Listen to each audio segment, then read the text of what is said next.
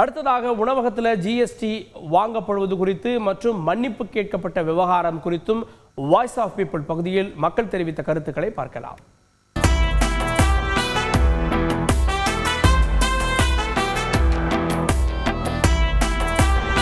அந்த சிறு கருத்துக்களை கூட அதை வரைமுறைப்படுத்தணுன்ற ஒரு சின்ன கருத்து கூட இந்த கருத்தை ஏற்றுக்காத பிஜேபி அரசு இந்த மக்களுக்கான அரசாக எப்படி இருக்க முடியுன்றது ஒன்று.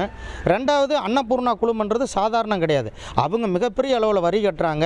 அதனால் அவங்களுக்கு அந்த ஜிஎஸ்டியில் இருக்கக்கூடிய பாதிப்புகளை சொல்கிறாங்க. அதை முறையாக கேட்கணுமே ஒழிய அவர்களை மிரட்டுவது என்பது இந்த ஜனநாயகத்திற்கு எதிரானது. இது போன்ற போக்கை தொடர்ச்சியாக கண்டிக்க வேண்டும். அன்னபூர்ணா ஹோட்டல் ஓனர் சீனிவாசன் அவர்களை திருமதி ஃபைனான்ஸ் மினிஸ்டர் மிரட்டினதாக ஒரு தகவல், மிரட்டி மன்னிப்பு கேட்க வைத்ததாக ஒரு தகவல் வருதுங்க. பட் மிரட்டினதுக்கான ஆதாரம் எது இருக்கிற மாதிரி தெரியல. எந்த வீடியோவுமே எந்த பதிவும் வரல. செகண்ட் திங் என்னென்னா, ரெண்டாவது இவரே பேசினது தவறுன்னு ஒத்துட்டு இவராக மன்னிப்பு கேட்டிருக்காருங்கிறது தான் செய்தியே தெரியுது. அவருக்கே தெரியுது தவறுங்கிறது பேசின செய்தி. எனக்கு ஒரு ஆசை இருக்குது, அவருக்கு ஒரு ஆசை இருக்குது. அவர் கோரிக்கை வச்சுருக்காரு. கவர்மெண்ட் என்ன ஏற்றுக்காரு கவர்மெண்ட்டோட இது. ஆனால் ஒரு கோரிக்கை வைக்கக்கூடாதுன்னு சொல்கிறது தப்பு.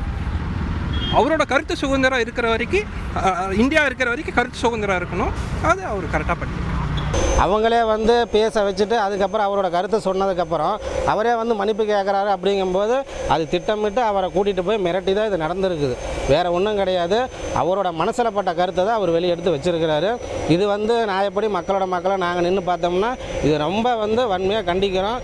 அடுத்து அவர் மன்னிப்பு கேட்க வந்த வீடியோவை வெளியிட்டது உண்மையாகவே இது ஒரு அரசியலில் தவறான செயல். இன்றைக்கி ஒவ்வொருவருமே இன்றைக்கி வருத்தப்படக்கூடிய விஷயம்.